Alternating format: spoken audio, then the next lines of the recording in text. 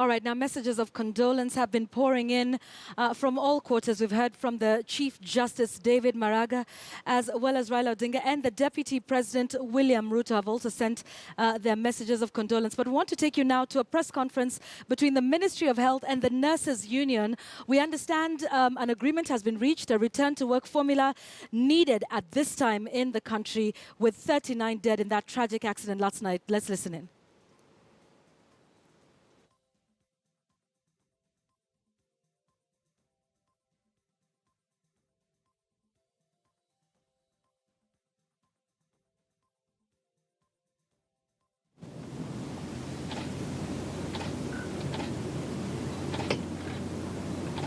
Thank you.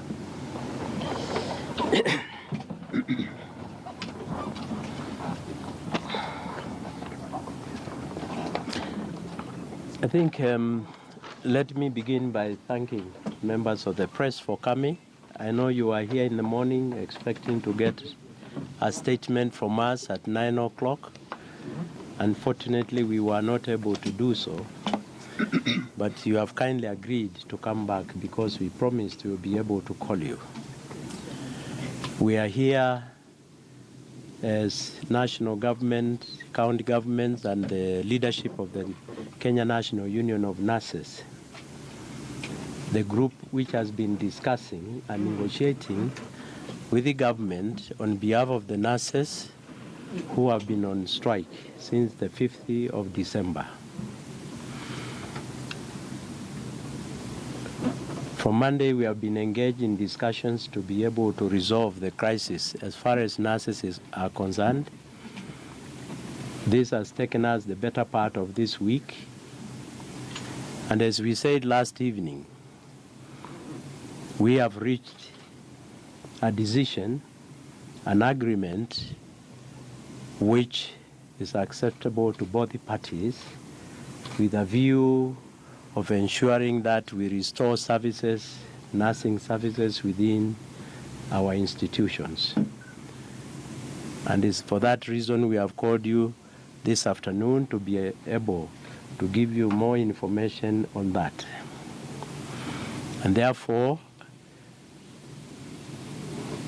mine, first of all, is to pass the opportunity to the chairman of the Kenya National Union of Nurses, and also the Deputy Secretary General of the Kenya National Union of Nurses to have their say.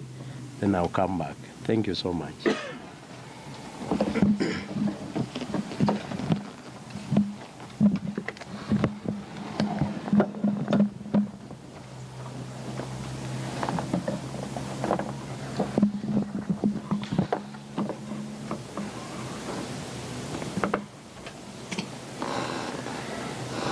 Thank you, Bwana CS, Your Excellency the Governor, Bwana PS, Dr. Muraguri, all other government of officials, including my colleagues.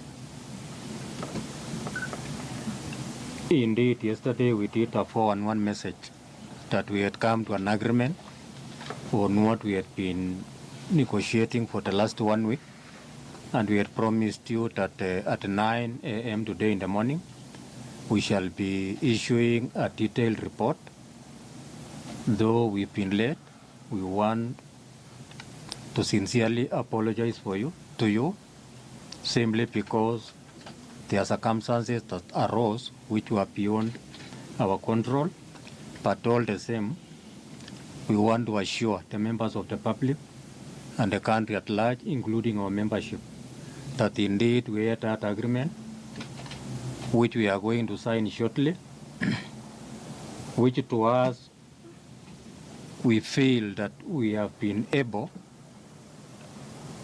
to get part of the bargaining that we were negotiating. Yes, we issued a strike notice on 12th November 2016 with only one item on that strike notice, that is the harmonized collective bargaining agreement. But after thorough consultations and negotiations with the negotiating team from both the divide, that is the national government, the county government, and us, we agreed that collective bargaining agreement is not a one-off process. It takes time. And on that note, we came to an understanding that we are going to give ourselves timelines on when it is going to be initiated and concluded, including even registration in court. We don't want it again to go into circus, but we want to appreciate the efforts that were done by all parties to ensure that sobriety prevailed. There is one fundamental issue that must precede, and I'm using the word must precede because that is a requirement in law under the Labor Relations Act 2007, that when a union is registered, a recognition agreement has to be signed with an employer so that employer can now be in a better place to engage with you officially. The employer recognizes you as the sole or the only union representing your membership in that cadre or in that sector. And on that note, this is something that we have been trying since the county governments came into being. As we have been saying always, when we were registered in 2013, in the same year, in June, we did a recognition agreement with the national government. By 10 counties who are still young, they were still putting their structures in place. So when they were able to take off, they now wanted us to do a recognition agreement, which we were not able to do. Even as we speak today, we have not yet done it, but we have a full commitment that come 14th December 2016, we shall be signing the recognition agreement at Delta House, that is at COG headquarters. That commitment has come from their part, and we have a write-up here from the Council of Governors Chairman, His Excellency Honorable Peter Munya, on a letter dated 9 December 2016, addressed to all county chairmen of public service boards, county secretaries in the entire republic, secretaries to the public service boards who will be signatories to the entire document. So what we are saying is that on 14 we shall be able to dispense with that process so that now the issue of collective bargaining agreement commences. Some of the reason that has informed us, I know you might be asking yourselves why our General Secretary is not here. I may not want to dwell on that so much, but we want to say that Kenyans are anxious that since yesterday, when we issued that 4-1 statement that we are going to announce to the nation and the public at large that we have an agreement, a lot of issues are actually happening now. Remember as we speak, and for those who attended yesterday's briefing at Railways Club, we really mentioned about cholera in Tana River, where we said our members have been allowed to assist the villagers. In today's dailies, I've also seen that we also have the same cholera in Taita Taveta. But more importantly, last night, one of the worst tragic thing happened in our country, particularly in Naivasha, that Kenyans actually died. As much as we have summoned our National Governing Council for a meeting tomorrow, we see no need as the National Executive Council of the Union, and particularly the negotiating team who are here with us, to wait until tomorrow when our Kenyans are dying, yet we have an agreement which we are going to append shortly and which is agreeable to all parties. I want to take this particular moment to sincerely convey our condolences to those Kenyans who perished, their relatives, that may God help them, and for those who have sustained serious injuries, to wish them quick recovery. And it is for this reason that we felt that we were not going to hold this country or the 40 million Kenyans at ransom simply because one of us does not want to sign the agreement that we negotiated and agreed upon.